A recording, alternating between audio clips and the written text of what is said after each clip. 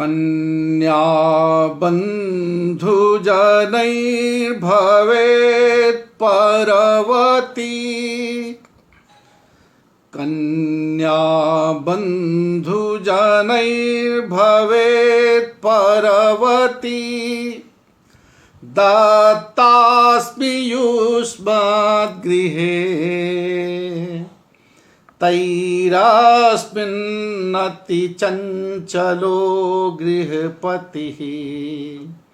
साध्वीव्रताध्वंसनः भव्यास्मिन्नभिभाविका न वसति।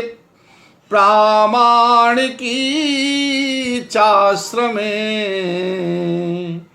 निस्ताराय तवाद्य देवी करुणा। नौरेव धौरेयिका निस्ताराय तवाद्य देवी करुणा। नौरेव धौरेयिका।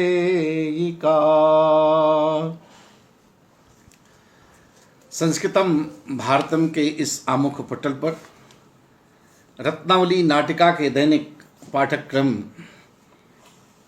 के आज इस समापन अवसर पर आप सब हमारे जितने भी दर्शक श्रोता सहृदय आदरणीय गुरुजन स्नेहीजन प्रियजन विद्यार्थीगण जो भी दर्शक जो भी श्रोता हैं आप सबके प्रति मैं डॉक्टर राजेंद्र त्रिपाठी रसराज अपना हार्दिक अभिवादन अभिनंदन निवेदित करता हूँ। संयोजक प्रोफेसर मदन मोहन झा जी के प्रति विशेष रूप से जो इस प्रकार के उपक्रम का सुअवसर प्रदान करते हैं। रत्नावली नाटिका के पिछले पाठ में आपने देखा कि अब सारा रहस्योद्घाटन हो गया है।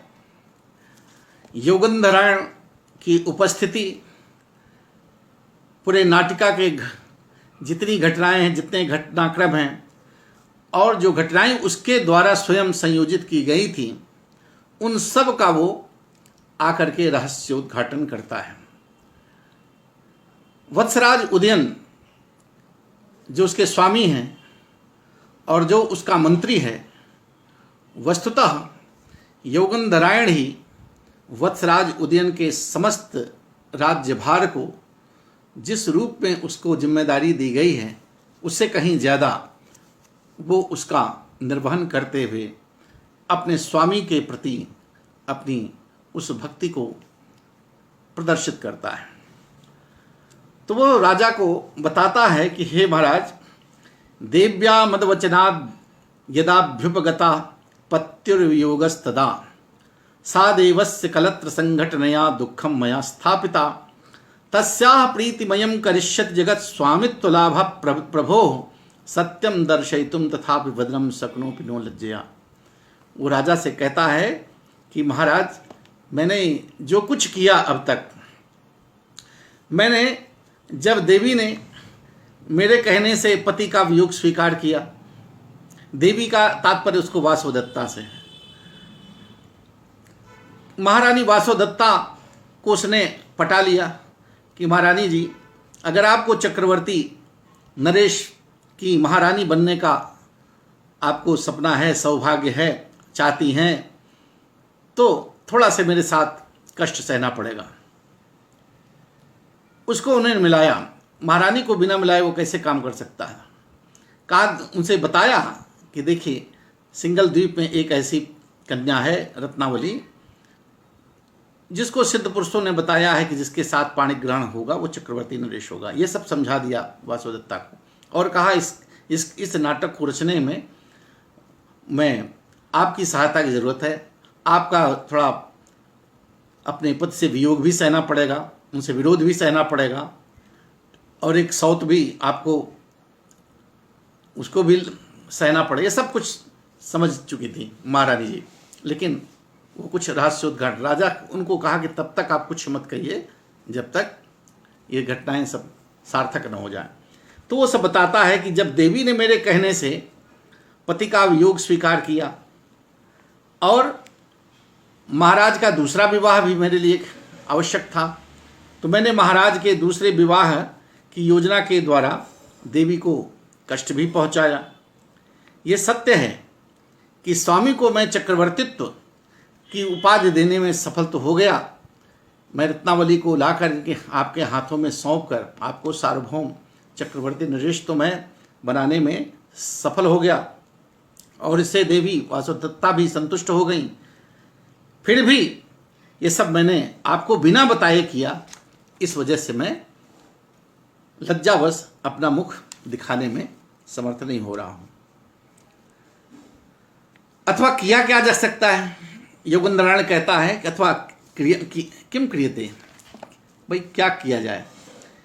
ईदृशम अत्यंत माननीयेषु अपि निरनुरोध वृत्ति स्वामी भक्ति व्रतम।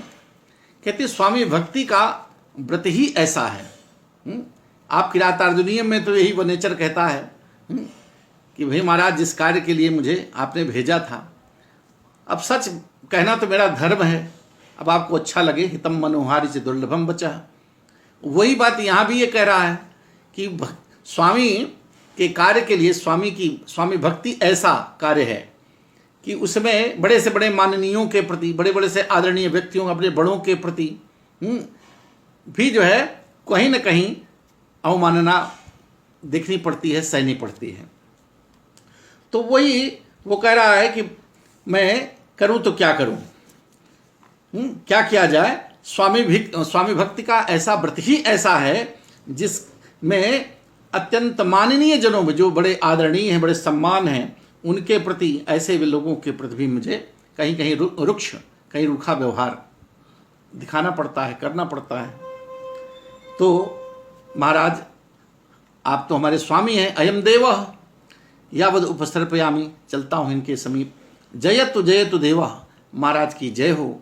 देव क्षम्यताम यन्मया अनिवेद्य कृतम, अब से माफ़ी मांगता है। कहता महाराज मैं जो कुछ किया अब तक आपको बिना बताए किया, उसके लिए मैं क्षमा चाहता हूं।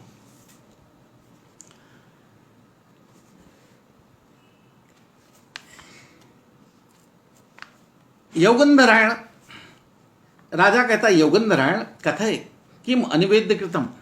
अच्छा चलो, जो कुछ तुमने किया तो किया, अब ये बताओ कि तुमने बिना बताए सब मेरे किया क्यों? तुमने सब किया तो बहुत अच्छा, लेकिन ये मुझको नहीं बताया, ऐसा सब ये सब तुमने स्वांग क्यों रचा? योगेंद्रनारायण कहता है, करो तो आसन परिग्रहम देवः सर्वम विज्ञापयामि।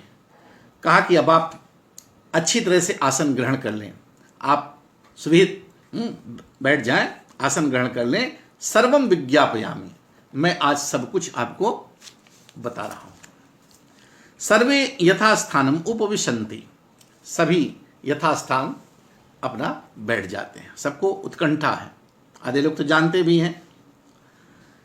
योगेंद्रनारायण कृतांजलि, हाथ जोड़ करके प्रणाम करते हुए, देव श्रूयताम, महाराज सुनिए। येयम सिंहलेश्वरस्य दुहिता सा सिद्धेन आदिष्टा यथा यो अस्याह पाणिं ग्रहीष्यति स सार्वभौमो राजा भविष्यति। ततस्तत्प्रत्ययाद अस्माभिः स्वामिनो अर्थे बहुशः प्राप्यमानेन अपि सिंहलेश्वरेण देव्या वासव दत्ताया चित्तखेदम परिहर्ता यदा न दत्ता। देखिए बहुत सच्चाई बता रहा है कि देखिए हे महाराज सुनिए, ये यम सिंहलेश्वर दुहिता, ये जो सिंहलेश्वर विक्रम बाहु की पुत्री सागरिका, जिसे आप जान रहे हैं, जो सागरिका के रूप में अभी तक थी, वस्तुतः सा वो रत्नावली, जो अब असलियत उसकी यह है कि जो सागरिका जिसको आप जानते थे, सागरिका के रूप में जो प्रसिद्ध थी वो रत्नावली है, और वो सिंहलेश्वर विक्रम बाहु की पुत्री है। इसके विषय में सिद्धेन आदिष्टा यथा, सिद्ध महात्माओं ने, सिद्ध पुरुषों ने यह भविष्यवाणी की थी, यो अस्याह पाणिम ग्रहीष्यति, जो इसका पाणि ग्रहण करेगा, जिसके साथ इसका विवाह संपन्न होगा, स सार्वभौमो राजा भविष्यति, वो सार्वभौम राजा होगा, चक्रवर्ती नरेश होगा। इसके विषय में सिद्ध महात्माओं ने भविष्यवाणी की थी। ततस्त प्रत्ययाद अस्माभि स्वामिनो अर्थे बहुशा प्राप्यमानेन अपि सिंहलेश्वरेण देव्याः वासो दत्तायाश्चित्त खेदम परिहर्ता यदा न दत्ता। तब मैंने क्या किया, आपको बताया नहीं। तो वो उसने प्रयास किया कि सिंहलेश्वर के पास पहले गया या किसी को भेजा और उससे उस रत्नावली को वत्सराज उदयन के लिए उसने याचना किया। उस समय यह नहीं बताया कि वासो दत्ता, उसको ये उनसे निवेदन किया कि हमारे भाई वत्सराज उदयन के विषय में कौन नहीं जानता था, और उनका ऐश्वर्य, उनकी समृद्धि, उनकी प्रतिष्ठा व्याप्त थी चारों ओर। कुछ छिटपुट एक आध जो राज्य बचे थे जो उनके अधीन नहीं थे, उन्हीं को वो अपनाना चाहता था। जैसे कौशल पर भी उसका आधिपत्य हो गया। तो उसने इस बुद्धि से सिंघल द्वीप को भी अपने अधीन करने के लिए, उनको भी अपना संबंधी बनाने के लिए, और ये रत्नावली को प्राप्त करके चक्रवर्ती नरेश राजा को अपने स्वामी को बनाने के लिए, ये बहुत उसकी बुद्धि की उपज है। उसने सोचा ये काम क्यों न किया जाए। सिंघलेश्वर के पास उसने अपना निवेदन किया कि आपकी पुत्री रत्नावली का पाणी ग्रहण हम अपने स्वामी के साथ कराना चाहते हैं। और उनको ये मालूम था कि उनकी महारानी वासोदत्ता प्रद्योत नरेश की पुत्री है, उज्जैनी की। तब उन्होंने मना कर दिया कि देखिए ऐसा नहीं है। तो उन्हें कहा, अनेक बार उनसे याचना किया, बहुशः प्राप्यमानेन अपि, अनेक बार उनसे याचना किया, निवेदन किया कि इसे आप हमारे महाराज स्वामी के लिए दे दीजिए। लेकिन सिंघलेश्वरेण देव्याः वासोदत्तायाश्चित्त खेदम, लेकिन उन्होंने ये सोचा कि महारानी तो वहाँ वासोदत्ता है और प्रद्योत महाराज की पुत्री, वो भी कहीं किसी से कम नहीं है, तो उसका अनादर होगा, उसको एक उसके जीवन में एक खलल डालने की कोई पिता माता अपनी पुत्री का जीवन क्यों बर्बाद करेंगे। बसी बसाई गृहस्थी है। तो उसने सोचा कि वासोदत्ता को दुखी करने का कोई औचित्य नहीं है, इसलिए वो प्रथम याचना पर, प्रथम निवेदन पर उसने इनकार कर दिया। जब इनकार कर दिया तब योगेंद्रायण ने थोड़े और महीना 2 महीना कुछ बीते होंगे, तो उसने फिर अपनी बुद्धि लगाया कि कैसे किया जाए, ऐसे तो नहीं देने वाला है ये। तब कहता है फिर क्या किया, बहुशः प्राप्यमाने सिंघलेश्वर ने देव्या वासोदत्ता, तो बहुत निवेदन किया हमने, लेकिन सिंघलेश्वर विक्रम बाहु अपनी पुत्री को उन्होंने देने से सामर्थ्य नहीं व्यक्त की। उन्होंने कहा कि अरे ये देवी वासोदत्ता का जीवन, उनको मैं उनके मन को दुखी नहीं करना चाहता हूँ। अपनी पुत्री को दे करके एक महारानी वहाँ है और एक दूसरी रानी में भेज करके दूसरी उनकी पत्नी बना करके भेजूँ, ये वासोदत्ता के जीवन को दुखी करने वाला होगा। तो नहीं दिया। तो राजा ने कहा तदा किम, तब क्या हुआ। योगेंद्रायण फिर कहता है तदा लावणकेन वहनिना देवी दग्धेति प्रसिद्धिम उत्पाद्य तदंतिकम वा भब्रह ग्रहिता प्रहिता। तो जब ये कहकर नहीं माने, तो मैंने कहा तदा लावणकेन वहनिना, तब लावणक गांव में ये कथा जो है अग्नि में जलने की कथा, ये स्वप्न वासोदत्ता में भी है। लावणक ग्राम में आग लगी थी और उसमें ये वासोदत्ता को जलने का जो यहाँ पर प्रसंग है, ये स्वप्न वासोदत्तम में ये कथा बहुत प्राचीन है। तो उस प्रसंग को भी यहाँ पर प्रदर्शित किया। कहा कि तदा लावणकेन, ये लावणक ग्राम में, अब ये लावणक ग्राम तो कौशाम्बी के पास होना चाहिए, इसको यहाँ मगध के पास कहीं दिखा रहे हैं क्योंकि राजा तो कौशाम्बी का है। तो तदा लावणकेन वघ्निना, कहा कि लावणक ग्राम में एक आग लगी और उस आग में देवी दग्धेति, देवी वासोदत्ता जल गई। इति प्रसिद्धिम उत्पाद, ऐसी प्रसिद्धि को मैंने ये मैंने अफवाह डाल करके, ये प्रवाद फैला करके कि लावणक ग्राम में आग लगी और उसमें देवी वासोदत्ता जल गई। यह प्रवाद मैंने विशेष रूप से सिंगलेश्वर के पास मैंने भेजा। ये प्रवाद उनको सच भी लगा। तदंतिकम वाब्रह प्रहिता, और उसके बाद ये प्रवाद फैला करके, ये प्रसिद्धि करके हमने उनको तदंतिकम वाब्रह, जो हमारा ये कंचुकी वाभ्रव्य है अपने अंतःपुर का, इसको हमने मिलाया पटाया, और इसको पटा करके, इसको मिला करके तदंतिकम फिर से हमने भेजा कि जाओ फिर से रत्नावली के लिए याचना करो, और ये बताओ कि देवी वत्सदत्ता जिसके लिए आप नहीं दे रहे थे वो तो लावण ग्राम में जल गई, अपनी माया फैलाओ, जाकर थोड़ा अभिनय भी करो।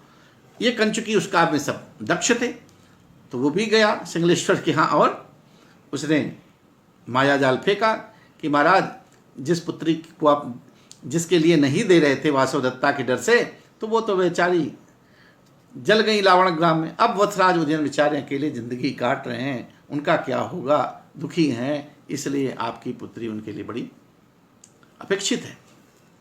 अब जब ये सब बातें कहा तो सिंगलेश्वर विक्रम बाहु पसीज गए, प्रसन्न हो गए, और कहा भाई जब ऐसी बात है तो वत्सराज उदयन के ऊपर जब इतनी विपत्ति आ गई है, आ पड़ी है, तो चलो मैं पुत्री को देने के लिए तैयार।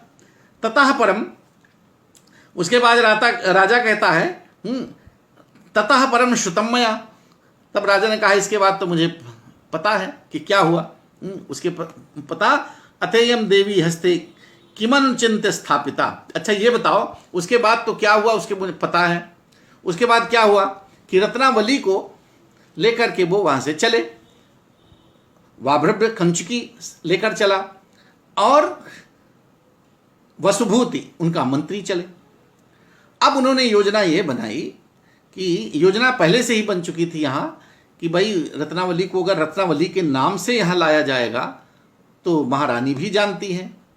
महारानी को बता दिया कि आप अगर अपनी बहन के रूप में यहाँ रखेंगी तब तो सब प्रकट हो जाएगा, इसलिए उसको दासी के रूप में कुछ दिन रखिए, और दासी के रूप में जब रहेगी और उसका नाम ओम परिवर्तन, ये सागर में डूबने का जो षड्यंत्र था ये सब कुछ नहीं हुआ, लेकिन एक सब दिखाया गया कि रत्नावली आ रही थी और उस सागर में नौका टूट गई और उसमें वो डूब गई। डूबने से वो किसी तरह से लकड़ी से बचाई गई, और फिर उसको पहचानने वाला कोई न था, बेहोश थी, मूर्छा में थी। तो उधर से कोई कौशाम्बी के व्यापारी उधर आ रहे थे, तो उन्होंने देखा उसके गले में पड़ी रत्नमाला देखा, और उसने कहा अरे ये तो रत्न सिंगलेश्वर विक्रम बाहु की पुत्री है।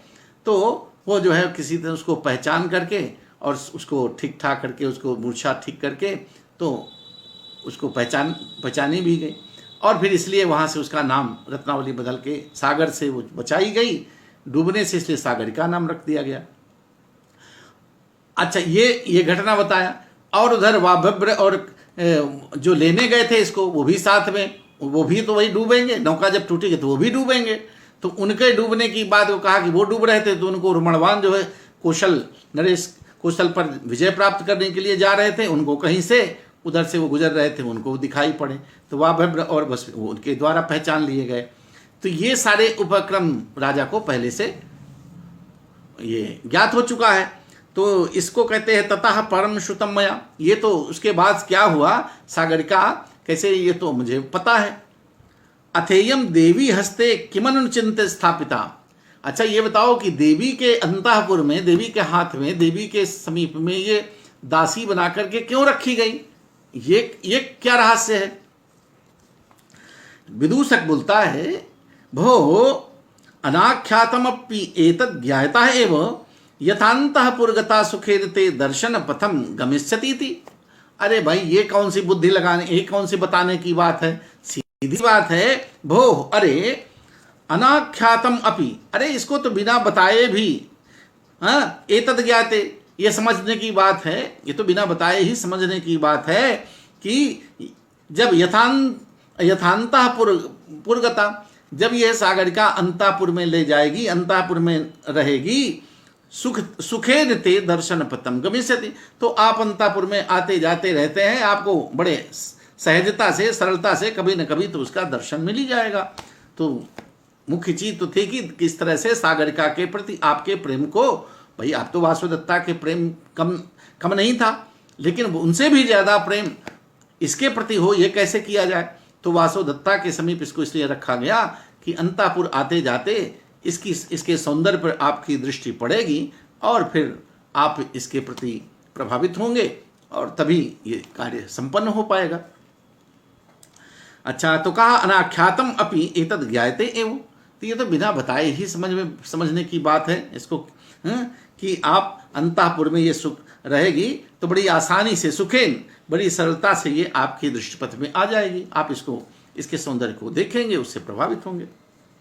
राजा विहस्य, राजा हंस करके कहता है, हंस करके, योगंधरायण गृहीतस्ते अभिप्रायो वसंत के न, वो तो पूछ रहा है योगंधरायण से और बसंतक ही बीच में, विदूषक ही बीच में टपक पड़ा और कहा कि अरे योगंधरायण, तुमको तो मैं समझ ही रहा था कि बुद्धिमान हो, तुमको तो तुम्हारे पर विश्वास है ही कि तुम हमारा तुम बुद्धिमान हो, और ये ग्रहीतस्ते विलासो, ये तुम्हारे मन की बात को ये बसंतक भी जान गया, तुम्हारे अभिप्राय को बसंतक भी समझ ले रहा है। भाई देखिए, इतना ये भी तुम्हारे साथ रहते रहते तो इसको भी ये ज्ञान हो गया।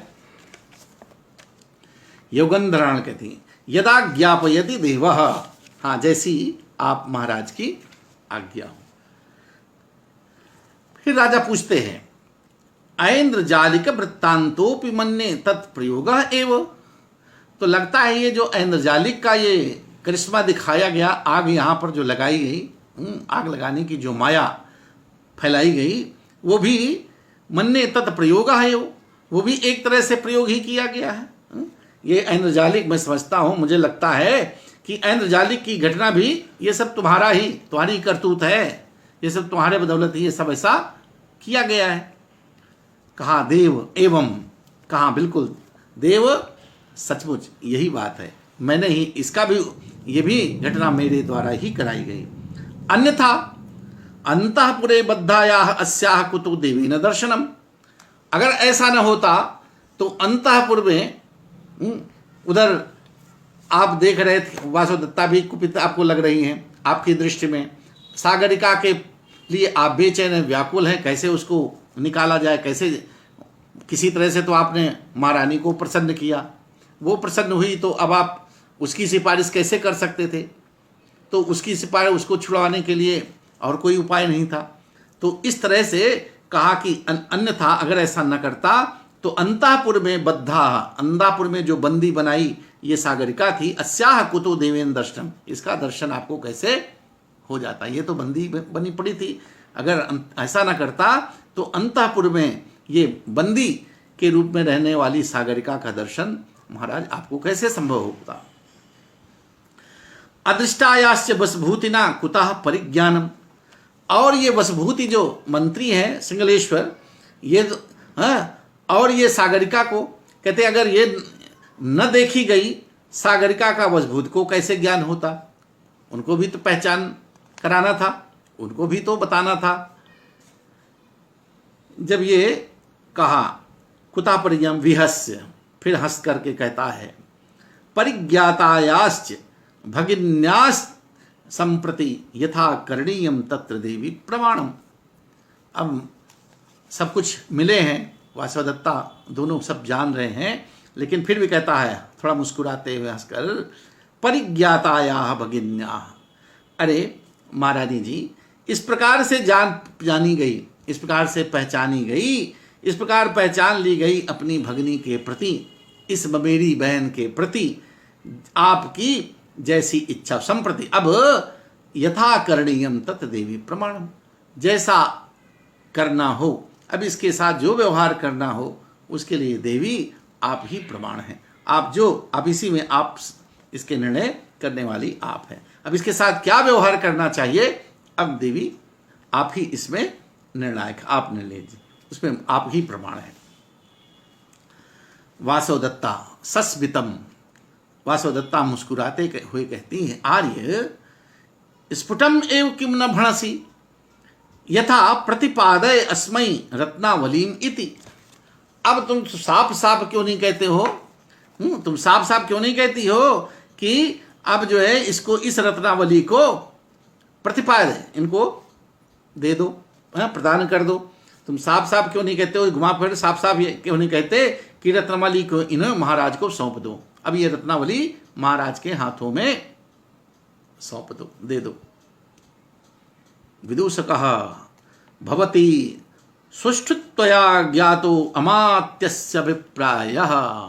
कहा महारानी बिल्कुल सच, आपने अमात्य के मन की, महामात्य योगेंद्रायण के मन की बात को आपने बिल्कुल सचमुच सही समझ लिया है। यही चाहता है कि अब इसको, इनको सारी घटना सब सफल हो गई, अब इसको जिसके लिए सारा कुछ किया गया इसको अब महाराज के हाथ में सौंप दो। विदुष कहा वासोदत्ता हस्तम प्रसार्य, हाथ को फैलाया, हाथ फैला करके ए ही रत्नावली, ए ही रत्नावली को बुलाया, रत्नावली इधर आओ, आओ। एतावदपि तावद में भगिनी का रूपम, भगनिकान रूपम भवतु। चलो मैंने तुमको बहुत कष्ट दिया, बहुत पीड़ित किया, बहुत तुमको प्रताड़ित किया, अब तो मुझे अपनी बहन सरीखा कार्य कर लेने दो। अभी तो मैंने तुमको सौत के रूप में और परकिया स्वकिया, तो परकिया के रूप में राजा को जो भी भला बुरा कहा, जो भी तुमको बंदी बनाया, कष्ट दिया, पीड़ित किया, लेकिन अब तो, अब आ जाओ, अब मुझे अपने बहन का फर्ज अदा कर लेने दो। कहा अब तो मुझे अपनी बहन सरीखा जो है व्यवहार कर लेने दो। कहा आओ रत्नावली आओ, भला मेरा इतना आचरण, मेरा व्यवहार अब बहन के अनुरूप तो स्वीकार कर लो। चलो अब तो कम से कम हम बहन बहन जैसा व्यवहार कर लें। एतावदी तावन में भगिनिका रूपम भवतु इति रत्नावलीम स्वकीय आभरण अलंकृत हस्ते गृहीत्वा राजानो उपसृत्य। अब उस समय में वासोदत्ता अपने शरीर का संपूर्ण आभूषण, मलकाना जिसको कहते हैं, महारानी है तो महारानी उसको बनाना चाहती हैं, क्योंकि वो भी तो चक्रवर्ती राजा को देखना चाहती हैं। तो अपने शरीर का संपूर्ण आभूषण उतार करके रत्नावली को सजा करके, अपने सारे गहनों को, आभूषणों को, उससे रत्नावली को अपने आभूषणों से सजा करके, अलंकृत करके, और उसका हाथ पकड़ करके, हाथ सुखे हस्ते गृहीत्वा, उसके हाथ पकड़ करके राजानम उपसृत्य, राजा के पास पहुंचकर आर्य पुत्र प्रतीच्छयिताम, आर्य प्रतीच्छयिताम, हे आर्यपुत्र इस रत्नावली को आप ग्रहण कीजिए। राजा को ग्रहण करा दिया। राजा सपरितोषम हस्तौ प्रसार्य, अब राजा बहुत खुश हुआ, तो राजा ने बड़े प्रसन्नता के साथ, संतोष के साथ हस्तौ प्रसार्य, दोनों हाथ फैला करके, को देव्याह प्रसादा न बहुमन्यते, अरे महारानी का कौन सी ऐसी अनुग्रह नहीं है जो सिरोधार्य करने के योग्य नहीं है। अरे कहा कि देवी का कौन सा अनुग्रह बहुत नहीं समझा जाता, अर्थात उनका छोटा से छोटा व्यवहार भी वो अनुकरणीय है, वो भी अनुग्रह के योग्य है। आपकी थोड़ी सी कृपा भी, तुच्छ कृपा भी मेरे लिए एक बहुत बड़ी उपलब्धि के समान, बहुत बड़े महोत्सव के तरह है। ये तो बहुत बड़ी चीज आप दे रही हैं, ये तो बहुत बड़ी अनुकंपा है कि आप ये रत्नावली मुझे सौंप रही है। वासोदत्ता कहते हैं, आर्य पुत्र दूरे खल एतस्याह ज्ञातिक कुलम। देखिए एक बहन है और सौत भी यहाँ पर है, सौत के रूप में आ रही है, और मातुल की बहन है, मामा की बहन है। लेकिन भाई उस समय तो राजाओं के यहाँ एक रानी, दो रानी, और उदयन के पास तो कई रानियाँ थी, दर्जनों रानियाँ था। बौद्ध ग्रंथों को देखिए, जैन ग्रंथों को देखिए, और इसमें कम से कम 8-10 इसकी रानियों के नाम मिलते हैं। रत्नावली, सागरिका, सामावती, मागंदिका, तमाम बहुत से नाम हैं इसके। यहाँ से अगर पूरे इसके उदयन, कौशाम्बी, उदयन की पत्नियों के नाम लिए जाएं तो बौद्ध ग्रंथों में, जैन ग्रंथों में और इस तरह से 8-10 रानियों के नाम मिलते हैं। तो ये राजाओं के लिए ये बहुत बड़ी, प्राचीन काल में बहुपत्नी प्रथा थी, तो ये कोई अभिशाप नहीं था, ये राजाओं के लिए सक्षम था। रानियाँ, महारानी कौशल्या की 3 महारानी, 3 पत्नी उनकी भी, तो ये सब चीज़ें उस युग में ये प्रचलित थी। तो उसने दिया और दे कर कहा, भाई देखो, दूरे खल एतस्याह ज्ञाति कुलम, कहा देखिए इसके भाई बंधु पिता इतने सिंगलेश्वर, ये 7 ये समुंदर पार हैं, सिंगल द्वीप में है, हाँ समुद्र के उस पार हैं, सागर है, विदेश में है सिंगल द्वीप, और इसलिए दूरे खलु एतस्याह ज्ञाति कुलम, इसके भाई बंधु दूर हैं। तत् तथाकुर यथा बंधु जन्म न स्मरति, इसके लिए ऐसा व्यवहार करिए, इसको इतना है व्यवहार करिए कि ये अपने भाई बंधु, अपने माता पिता भाई बंधु को, अपनी भागी बहन जो वहाँ की माता हैं, पिता हैं, भाई हैं, बंधु बहनें, अपने मायके पक्ष का, अपने पितृपक्ष का कहीं से इसको अभाव ना लगे। ये कन्या की विदाई के समय, कन्या की पाणी ग्रहण के समय बहुत बड़ी बात होती है। अब यहाँ बहन है चूंकि उसके सामने, तो बहन ही राजा को हुआ भाई। शकुंतला को कर्ण जी उपदेश देते हैं, और यहाँ देखिए एक बड़ी बहन का वो भी फर्ज अदा कर रही है कि ये है, इसका मायका बहुत दूर है, इसके माता पिता भाई बंधु बहुत दूर हैं, इसलिए हे महाराज इसको ले करके आप ऐसा करिए, तत् तथा करो, ऐसा व्यवहार करिए, यथा बंधु जन्म न स्मरति, अर्थात इसको जिससे इसके भाई बंधु की याद इसको न आने पाए, अर्थात इतना प्रेम दीजिए, इतना इसको प्यार दीजिए कि यह किसी अपने माता पिता भाई बंधु के अभाव में ये दुखी ना हो सके। राजा यथा ज्ञापयति देवी, कहा जैसी महारानी की आज्ञा हो। रत्नावली ग्रहणाति, रत्नावली को वो स्वीकार कर लेता है। विदूषक नृत्यन, वो नाचने लगता है। ही भो पृथ्वी खलविदानीम हस्तगता प्रिय वयस्यस्य, कहा वाह, हंसता है, खुश हो जाता है और कहता है पृथ्वी खलविदानीम हस्तगता प्रिय वयस्यस्य, अरे ये पूरी पृथ्वी, समस्त पृथ्वी भूमंडल ये है हमारे राजा के प्रिय वयस्य, प्रिय मित्र के अधीन हो गई। जैसे ही सिंगल को उसने ग्रहण किया, रत्नावली, तो यही तो था कि रत्नावली को जो पाणी ग्रहण करेगा, जो स्वीकार करेगा, वो चक्रवर्ती नरेश होगा, वो समुद्र पर्यंत पृथ्वी का एक छत्र राज्य उसको मिल जाएगा। तो पृथ्वी खलविदानीम हस्तगता प्रिय वयस्य से, ये पूरी पृथ्वी जो है यह अपने महाराज स्वामी की हो गई, खुश हो गया, पूरी पृथ्वी हमारे मित्र के हाथ में आ गई। वसुभूति भी वहां पर है, तो वसुभूति भी कहते आयुष्मति स्थाने देवी शब्दम उदवहसी, कहा है चिरंजीवनी आयुष्मति, उसके भाई चिरंजीवी, तुम उचित ही देवी पद को प्राप्त, देवी पद को धारण कर रही हो। अब उन्हें देवी महादेवी वासुदत्ता से महादेवी रत्नावली हो रही, महारानी का पद उसको मिल रहा है। तो आयुष्मते स्थाने देवी शब्दम उद्भसी, तुम सचमुच आज अपने देवी पद को अब वहन कर रही हो, धारण कर रही हो, अर्थात सर्व गुणों से युक्त होने के कारण अब तुम अभिषेक के योग्य हो। यौगंधराणा इदानीं सफल परिश्रमोस्मि समृत्ता, अब उसको समझुआ, अब मैं राजा के हाथ में रत्नावली को सौंप कर कहता इदानीं, अब सफल परिश्रमोस्मि समृत्ता, अब मैं सफल मनोरथ वाला हो गया, मेरी सारी मनोकामनाएं पूर्ण हुई।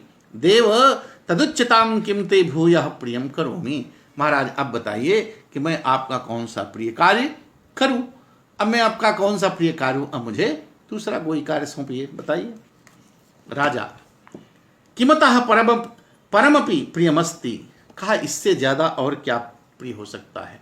किमतः परम अपि प्रियम अस्ति यतः, अरे इससे भी बढ़कर अब क्या प्रिय हो सकता है, क्योंकि तुमने क्या नहीं दिया। अब वो राजा कहता है, शार्दुल विक्रीडित छंद के माध्यम से कहता है, नीतो विक्रम बाहुरात्म समताम, नीतो विक्रम बाहुरात्म समताम प्राप्येय मुर्वीतले, सारम सागरिका ससागर मही प्राप्ये कहेतु प्रिया। देवी प्रीतिमुपागता च भगिनी लाभाजिता कोसला। किं नास्ति त्वयि सत्यमात्यवृषभे यस्मै करोमि स्पृहाम।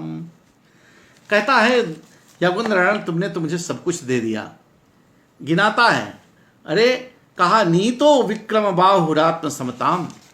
अरे जो मेरी कमियां थी, जो जो मेरे राज्य छूटे हुए थे, सिंगलेश्वर वो मेरे संबंध से दूर था, वो हमारे राज्य से कहीं पृथक रहा होगा, वो भी न मिला रहा होगा। कहा उसको तो सिंगल द्वीप को, सिंगलेश्वर को मेरे समीप ला करके विक्रम बाहु आत्म आत्म समताम नीता। अरे तुम विक्रम बाहु को, सिंगलेश्वर विक्रम नरेश विक्रम बाहु को अपनी समानता के को प्राप्त करा दिया है तुमने। अरे वो एक बहुत देखे उसका मंत्री भी बसभूत आया तो कहा, रे महाराज उदयन के इस वैभव को देखकर तो मुझे ऐसा लगता है जिस मैं गांव में आ गया हूं। इसका तात्पर्य यही है कि सिंगल विक्रम बाहु वत्सराज से बहुत छोटे स्तर पर रहा होगा, एक छोटे राज्य का स्वामी रहा होगा। तो अब राजा तो सबको अपने अधीन चाहता है ना, तो यौगंधरायण उसकी पुत्री को लाकर कहता है, अरे तुमने तो क्या सिंगल एक ऐसा राज्य छूटा हुआ था हमारा, जिसको उस विक्रम बाहु को लाकर हमारी बराबरी में उसको कर दिया, अर्थात हमारा संबंधी, वो भी हमारे समतुल्य हो गया। अरे उसकी पुत्री को हमारे साथ पाणी ग्रहण करके हमारा संबंध बना करके उसको भी हमारे समतुल्य कर दिया। ये कम किया तुमने। विक्रम बाहु आत्मसमताम नीता। अरे तुमने विक्रम बाहु को अपनी समानता को प्राप्त करा दिया, अर्थात विक्रम बाहु को अपना संबंधी बना लिया गया। और क्या, उर्वी तले सारम ससागर मही प्राप्येक हेतु इयम प्रिया सागरिका प्राप्ता।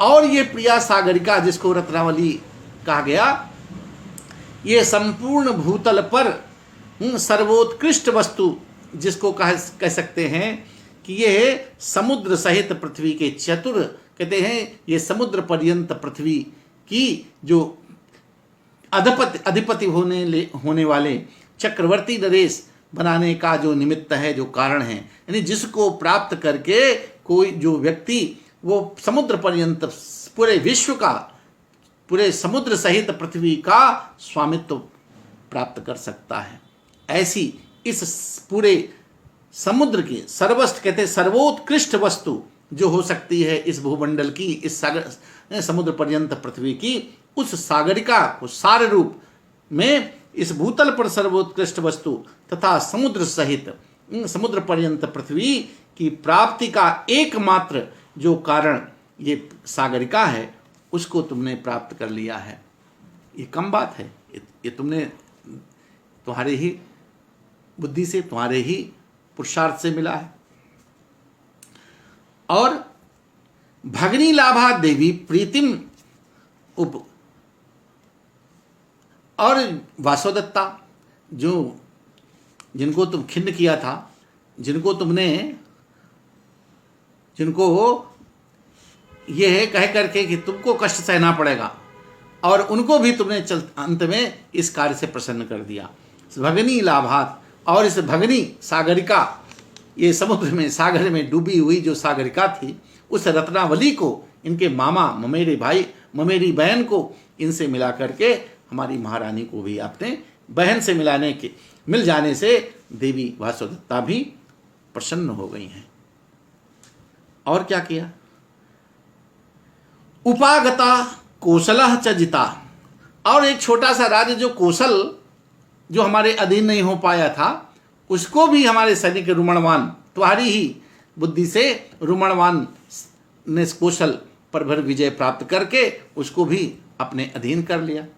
तो अब हमारे पास बचा क्या, अब तो हम चक्रवर्ती नरेश, चारों सार्वभौम चक्रवर्ती नरेश के रूप में अब होंगे। अब तो सारे राज्य हमारे अधीन हो गए, पूरा विश्व समुद्र पर्यंत पृथ्वी हमारे अधीन हो गई। अब कोई राज्य तो नहीं बचा ऐसा जो हमारे सामने सिर उठा सके, सब तो कर दिया तुमने।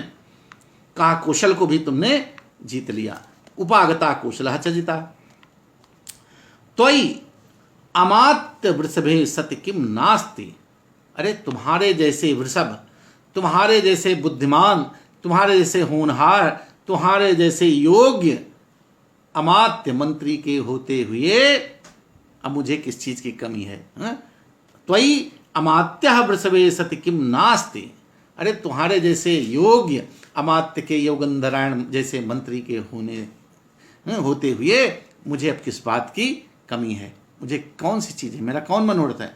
और मेरे मनोरथ तो सभी तुम्हारे, मेरे मनोरथ, मैं अपना मनोरथ मुझको नहीं पता हो पाती है, उससे पहले तुमको मेरा मनोरथ ज्ञात हो जाता है। इस प्रकार के मंत्री हो तुम। तो ऐसे मंत्री के होते हुए मुझे किस चीज की? नास्ति यस्मै स्पृहाम करोमि। अरे तुम्हारे जैसे इस बुद्धिमान श्रेष्ठ मंत्री के होते हुए कौन सा ऐसा मनोरथ है जिसके लिए अब मुझे इच्छा करने की जरूरत है, मुझे अलग से बताने की जरूरत है? अरे बिना बताए जब तुम सारे मनोरथ मेरे पूर्ण कर देते हो, सारी इच्छाएं पूर्ण कर देते हो, तो अब मैं अपने मुंह से, मेरे पास कौन सा ऐसा मनोरथ है? मुझे तो मनोरथ अपना भी मुझे भी नहीं पता था कि कहाँ सिंगलेश्वर पुत्री है, किसको प्राप्त करके मैं चक्रवर्ती नरेश बन, ये तो मुझे नहीं पता थी। ये तुमको कहाँ से पता चली और कहाँ से तुम ये सब उपक्रम करके उसको, ये सब घटनाएं घटित करके इसको लाए? ये तो मेरा मनोरथ नहीं था, ये तो मुझे भी तुमने नहीं, बिना बताए सब कर लिया। तो अब मैं क्या समझूं कि मुझे अपने से इच्छा, मेरा कौन मनोरथ है, मेरी कौन सी इच्छा है? तो तुमने मेरे साथ तो क्या नहीं किया, सब कुछ कर दिया। नीतो विक्रम बाहुरात्म समताम। अरे तुम सिंगलेश्वर विक्रम बाहु आत्म समताम नीता। विक्रम बाहु सिंगलेश्वर आत्म समताम स्वतुल्यताम नीता प्रापिता। अरे विक्रम बाहु को, सिंगलेश्वर नरेश विक्रम बाहु को अपनी समानता को प्राप्त करा दिया गया है। अर्थात वो हमारे अब समकक्ष हो गए, हमारे संबंधी बन करके, अपनी पुत्री उनकी प्राप्त करके हम हमारे संबंधी बन गए हैं। अब वो उनका, अब हमारे बराबर आ गए, हमारे समतुल्य हो गए हैं। उर्वी तले सारम ससागर मही प्राप्येक हेतु। और करें इस संसार में उर्वी तले पृथिव्याम सारम उत्कृष्टम वस्तु ससागरम मही प्राप्येक हेतु ससागरिकाया मय्या आ समुद्र धरणी लाभात असाधारण कारणम इयम समीपवर्तनी प्रिया सागरिका चा प्राप्ता।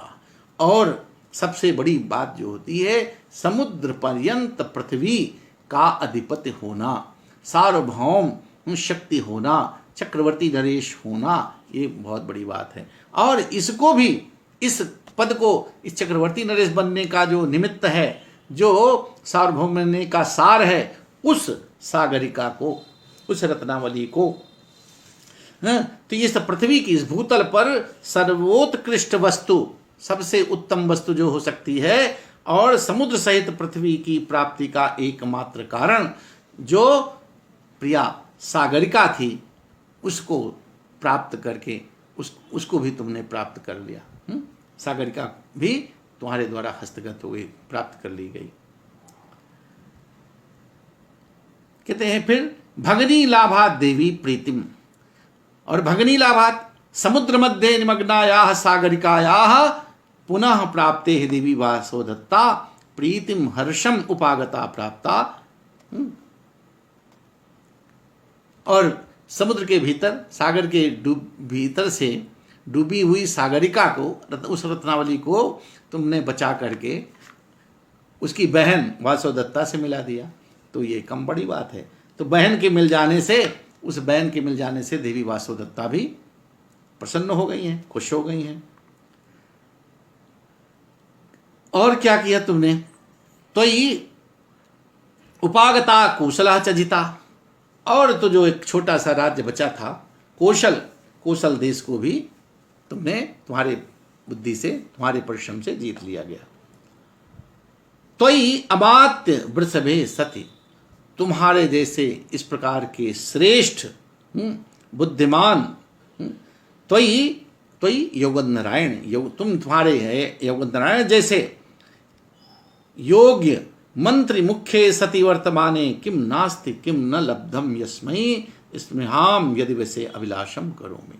अरे तुम्हारे जैसे इतने योग्य श्रेष्ठ बुद्धिमान महामत मंत्री के होते हुए मेरे पास अब क्या नहीं है जिसके लिए मैं कामना करूं, इच्छा करूं। अर्थात जिसके पास इतना योग्य मंत्री है उसको अब किसी इच्छा करने की जरूरत नहीं है। फिर भी तथापि इदनस्तु भरतवाक्यम, रत्नावली का भरतवाक्य हो रहा है। फिर भी चलो, मैं अपने लिए नहीं लेकिन प्रजा सुखी सुखी राजा। राजा तो सारी प्रजा के लिए होता है, सार्वभौम राजा है, चक्रवर्ती नरेश है। सर्वे भवन्तु सुखिनः सर्वे सन्तु निरामयाः सर्वे भद्राणि पश्यन्तु मा कश्चित् दुर्भाग्यः। ये एक राजा को की सोच होती है। हमारी भारतीय संस्कृति यहाँ पर दिखाई दे रही है। हमारे प्राचीनतम ग्रंथ जितने संस्कृत के हैं वो संस्कृत और संस्कृत के बड़े ही उन्नायक रहे हैं।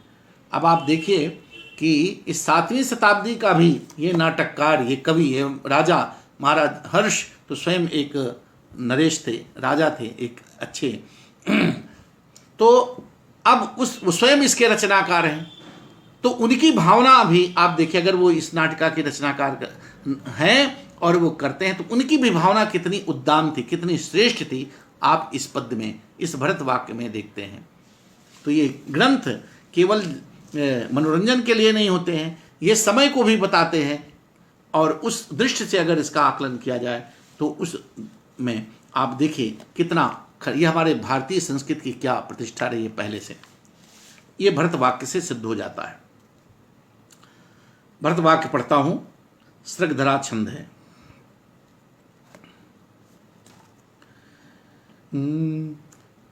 उर्वी मुद्दाम सस्याम,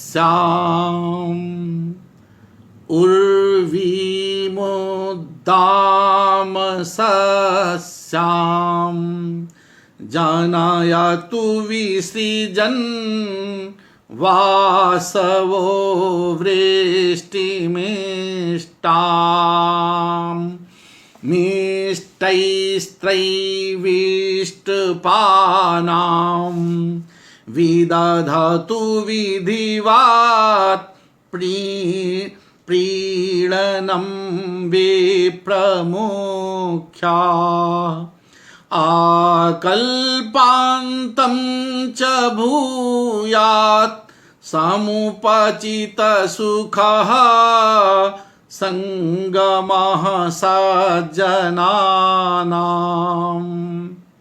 निशेषं यान्तु शान्तिं पिशून जनगिरो दुर्जया वज्रलेपा।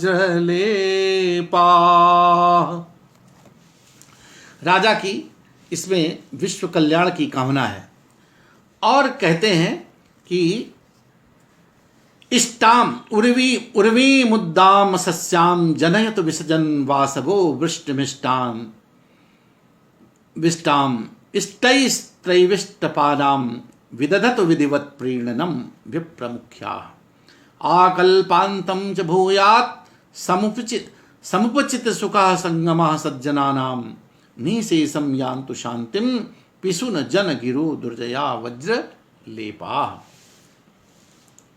कहते इष्टाम वृष्टिम विसर्जन वासवः उर्वीम उद्दाम सस्याम जनयतु, विप्रमुख्याः इष्टैः त्रैविष्टयानां विधिवत प्रीणनम विदधतु, समुपचित सुखः सज्जनानां संगमः च आकल्पान्तं भूयात्, वज्रलेपाः दुर्जयाः पिशुन जनगिरः निशेषं शांतिम यान्तु। कहते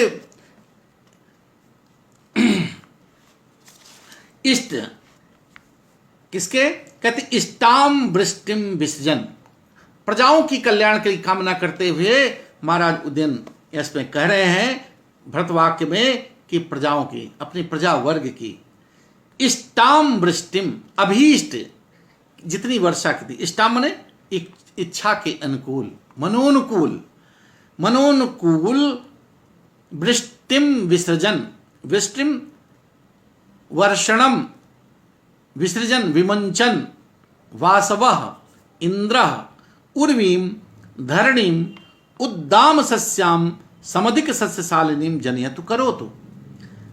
कहा प्रजा वर्ग की इच्छा के अनुकूल वर्षा करते हुए इंद्र पृथ्वी को अत्यंत अत्यधिक सस्यशालिनी बनावे, अर्थात हमारी प्रजा के सुख समृद्धि के लिए इंद्र भगवान भी इनकी इच्छा जब जैसी जितना जब इनकी कृषि के लिए खेती के लिए जितनी जितनी आवश्यकता जब जरूरत पड़े इनके मनोनुकूल वर्षा करें। कितनी सुंदर कामना है, क्योंकि ये कृषि प्रधान देश है, कृषि ही हमारे ये अन्न देने वाले अन्नदाता वही हैं।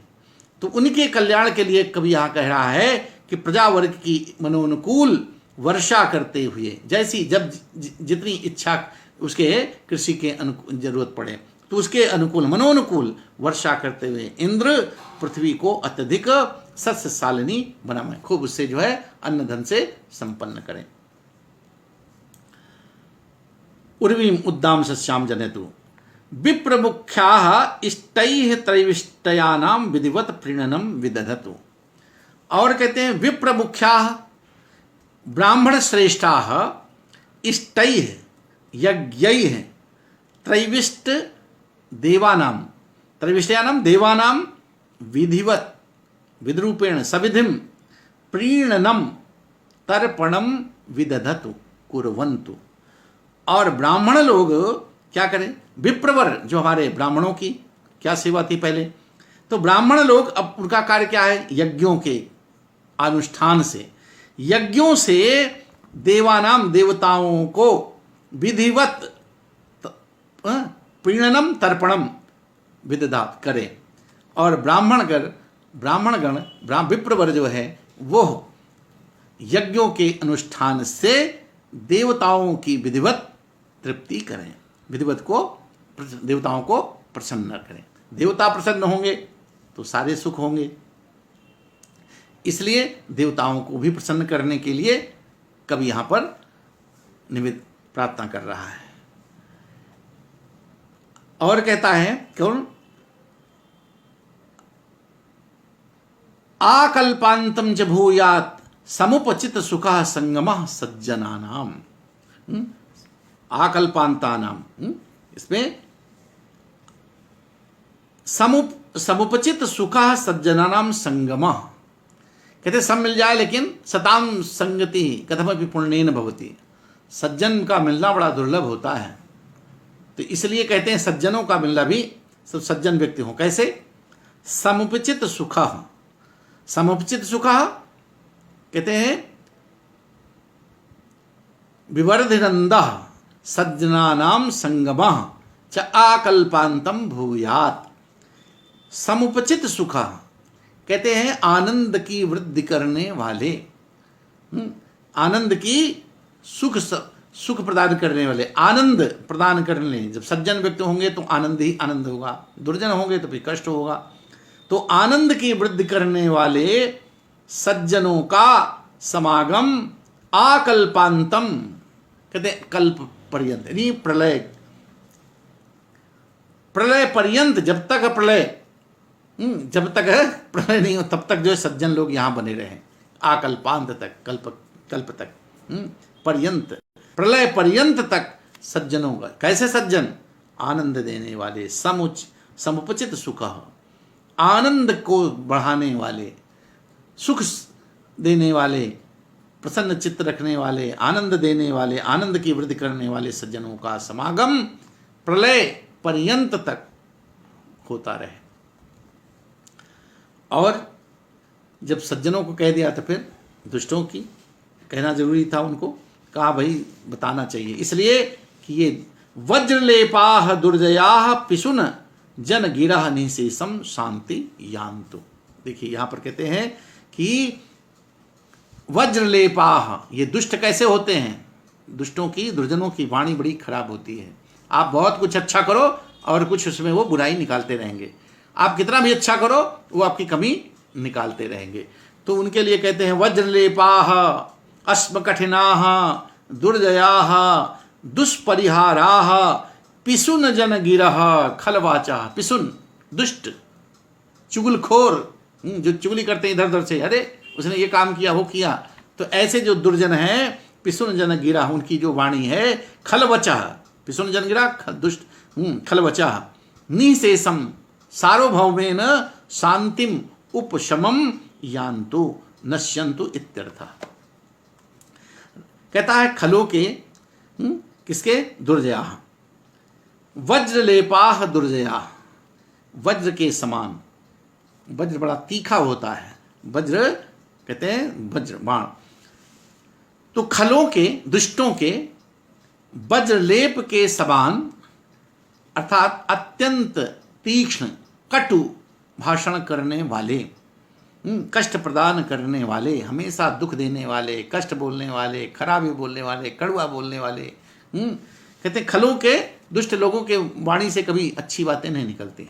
तो उसी कहते हैं वज्र, खलों के वज्र लेप के समान कष्ट प्रदान करने वाले दुर्जय वचन। ऐसे दुष्टतापूर्ण वचन होते हैं। दुर्जय वचन पूर्ण रूप से निशेषम शांतिम यान्तु, पूर्ण रूप से शांति हो जाए। अब यहाँ कहते हैं रत्नावली नाटिका भाई हर्ष लिख रहे हैं। बहुत से लोग कवि निकाले होंगे उस समय, राजाओं का, कवियों का, और वहीं क्या सब कुछ है। आप कितना भी अच्छा करो, लेकिन कभी न कभी कोई निकालता है। तो आज ऐसे लोगों को भी कवि सचेष्ट कर रहा है। इस भरत वाक्य से ऐसे लोगों को भी शुद्ध करना चाहता है कि हे प्रभु, इस भरत वाक्य में, भरत वाक्य जो भरत के प्रति ये एक श्रद्धा भक्ति दी जाती है कि भरत जैसे नाट्य हमारे आचार्य हैं और उनकी प्रतिष्ठा बनी रहे। वो जो हमारे काव्य का जो मुख्य प्रयोजन है वो हो बना रहे। तो उस दृष्टि से यहाँ पर कवि भरत वाक्य प्रस्तुत कर रहा है। क्या कह रहा है कि उर्वीम उद्दाम सस्याम जनेत विसर्जन वासवो वृष्टि इष्टाम। इष्टाम कहते हैं हम प्रजा वर्ग के, प्रजाओं के लिए, प्रजाओं को इच्छानुसार, प्रजाओं की इच्छा अनुकूल, मनोनुकूल वर्षा, प्रजाओं के मनोनुकूल वर्षा करते हुए भगवान इंद्र पृथ्वी को अत्यंत अत्यधिक सस्यशालिनी बनावें, खूब हरी भरी बनावें और अन्न से, समृद्ध से, खूब से दाना पानी से उसको समृद्ध कर दें। फिर विप्रमुख्या इष्टैः त्रैविष्टयानाम विधिवत प्रेरणम विदधु। और जो ब्राह्मण वर्ग हैं, विप्र वर्ग हैं, वो भी अपनी यज्ञों के अनुष्ठानों से, जो ब्राह्मणों का कार्य है यज्ञ अनुष्ठान करना, यज्ञों, क्योंकि यज्ञ करना, यज्ञ करेंगे इंद्र भगवान कब प्रसन्न होंगे? तो कहते हैं यज्ञ करने से ही अन्नाद भवन्ति भूतानि पर्जन्याद अन्न संभवः, यज्ञाद भवन्ति पर्जन्यो यज्ञः कर्म समुद्भवः। अरे यज्ञ नहीं होगी तो बादल कैसे बनेंगे? बादल नहीं होगी, मेघ नहीं होंगे तो वर्षा कैसे होगी? वर्षा नहीं होगी तो अन्न कैसे होगी? इसलिए जो विप्र हैं, ब्राह्मण वर्ग हैं, उनका जो मुख्य कार्य यज्ञ अनुष्ठान करना है वो भी अपने कार्य में करते रहे और वो अपने विप्र यज्ञों से देवताओं को विधिवत तृप्त करें, प्रसन्न करें। देवता प्रसन्न होंगे तो सारे सुख मिलते रहेंगे। आकल्पांतम च भूयात् समुचित सुखः संगमा सज्जनाम। और आनंद प्रदान करने वाले, आनंद प्रदान करने वाले सज्जनों का समागम प्रलय पर्यंत यहाँ पर होता रहे। सताम सद्भी संगा कथम पुण्य। तो सज्जन व्यक्तियों का समागम हो, ये बहुत बड़ी बात है। सज्जन हो, दुर्जनों की छाया न पड़ने पाए। तो इसलिए कहते हैं सज्जन व्यक्तियों का। कैसे सज्जन? जो हमेशा आनंद की वृद्धि करें, प्रजाओं को सुख प्रदान करें। तो आनंद की वृद्धि करने वाले सज्जनों का समागम प्रलय पर्यंत होता रहे। और अंत में कहते हैं निशेषम यान्तु शांतिम पिशु जन गिरो दुर्जया वज्र लेपा। पिशुन जन गिरो, अब यहाँ पिशुन जो है दुष्ट है, दुर्जन है, चुगलखोर, मतलब जो भी तरह तरह की कमियां निकालने वाले हैं, छिद्रान्वेषी, आप कितना भी अच्छा गुण।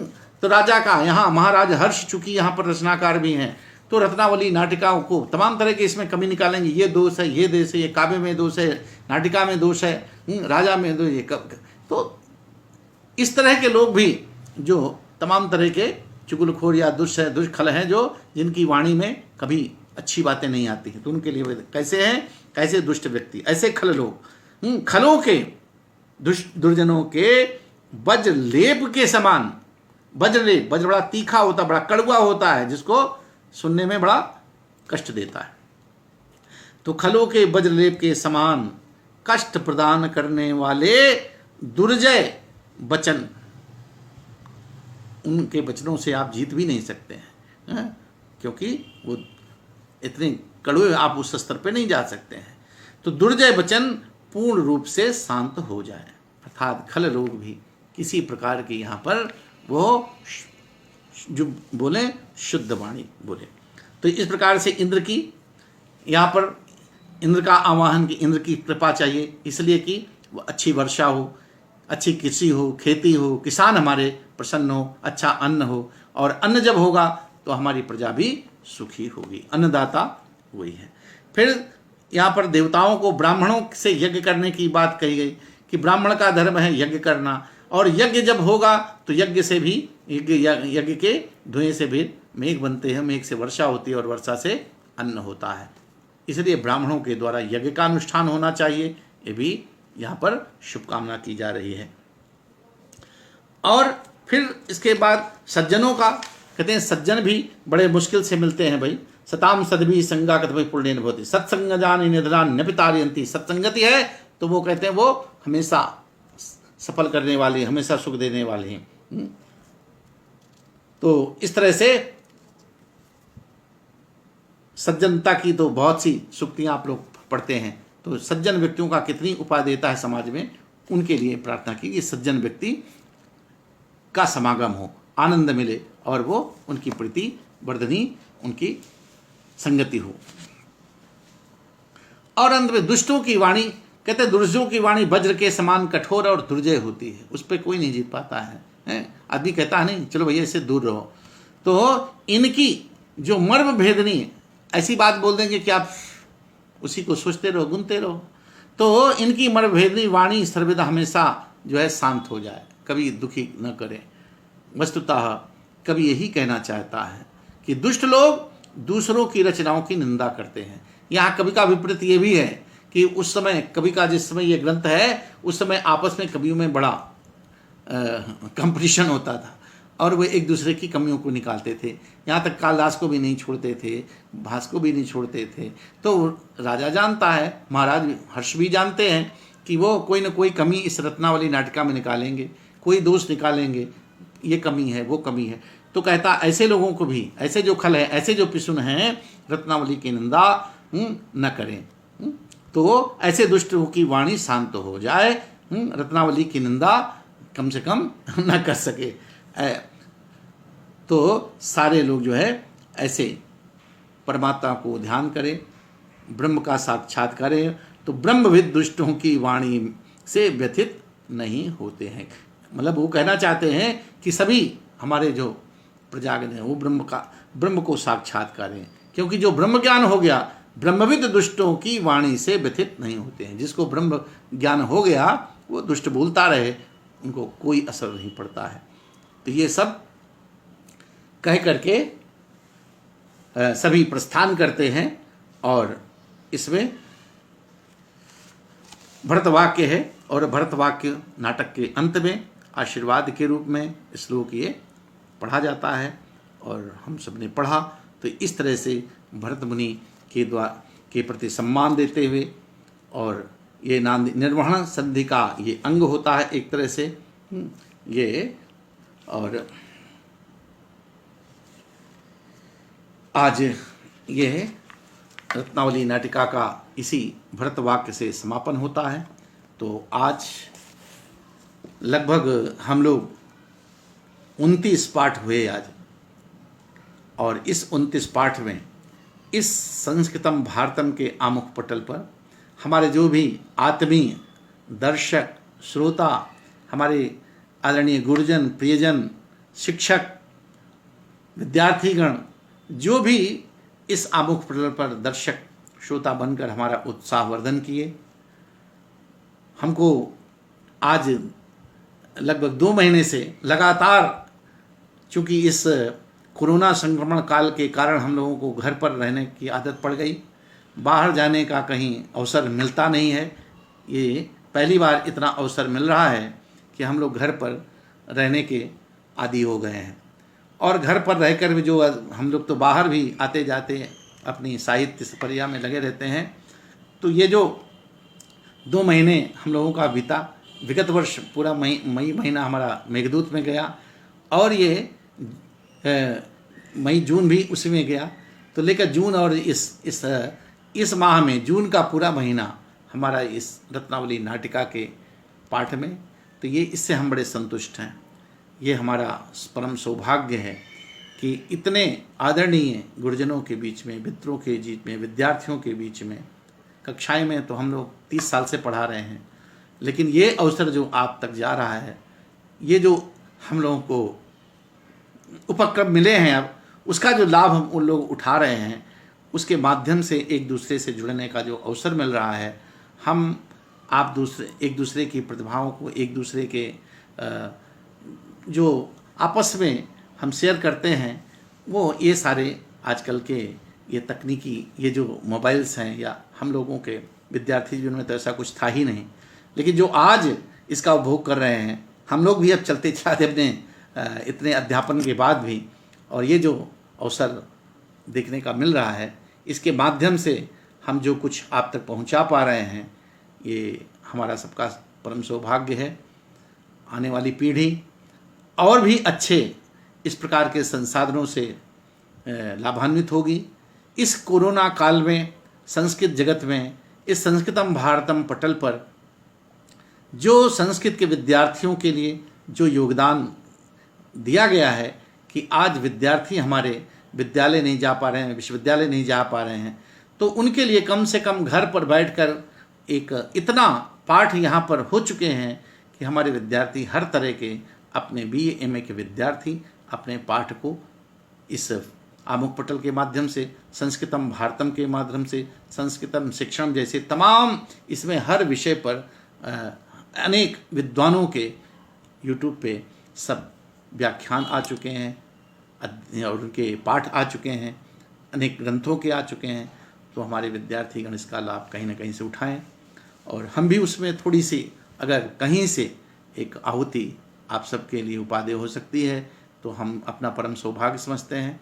और इस तरह से आज रत्नावली नाटिका का हम यहाँ पर आज समापन करते हुए आप सभी दर्शक श्रोताओं के प्रति एक बार पुनः हार्दिक आभार, धन्यवाद ज्ञापित करता हूँ मैं, और विशेष रूप से संस्कृतम भारतम के प्रति, प्रोफेसर मदन मोहन झा जी के प्रति। और कल तो मुझे आनंद आ रहा था, कल का पाठ जो मैं पढ़ा रहा था उसमें मदन महोत्सव हो रहा था। वस्तुतः रत्नावली पाठ में मुझे बहुत आनंद मिला, क्योंकि ये मदन महोत्सव जब हो रहा था तो कल मैं पढ़ाते पढ़ाते ये होता था, ये आमुख पटल, ये संस्कृतम भारतम प्रोफेसर मदन मोहन झा जी की देन है, और ये मदन महोत्सव के माध्यम से हम लोग एक दूसरे से जुड़ रहे हैं। तो वस्तुतः ये प्रोफेसर मदन मोहन झा जी का ये महोत्सव था, और उसमें मेरे जैसा व्यक्ति उसमें लाभान्वित हो रहा है।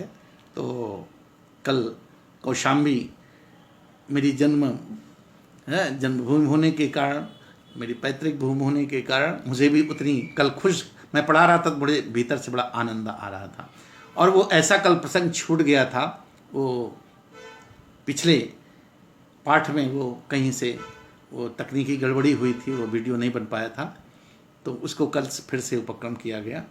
तो वो कल का प्रसंग पूरे रत्नावली का प्राण है मेरे लिए, तो वो कल का पाठ बहुत ही अनिवार्य था। और उसमें मदन मोहन झा जी के इस आमुख पटल पर, संस्कृतम भारतम पर, उनके संयोजकत्व में, तो उस मदन महोत्सव में मुझे जो लाभ मिला, मैं उसके लिए विशेष रूप से कृतज्ञ हूँ। और आप सबका पुनः मैं धन्यवाद आभार ज्ञापित करता हूँ। फिर हम लोग बीच बीच में किसी न किसी उपक्रम में मिलते रहेंगे। आप सबको बहुत बहुत साधुवाद, धन्यवाद, आभार।